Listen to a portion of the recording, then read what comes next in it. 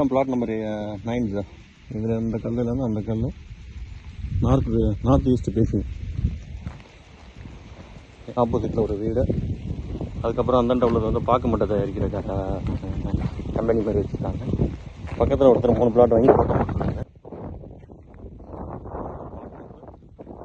இந்த பவுண்டரியிலேருந்து இங்கே இந்த பவுண்டரி வருது.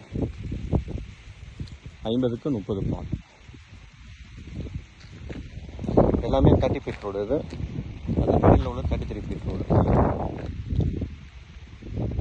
சரௌண்டிங் ஃபுல்லாக ஹவுசஸ் தான். பின்னாடி இதுக்கு பேக் சைடு ஒரு 7 ஏக்கர் எக்ஸ்டென்ஷன் இருக்குது.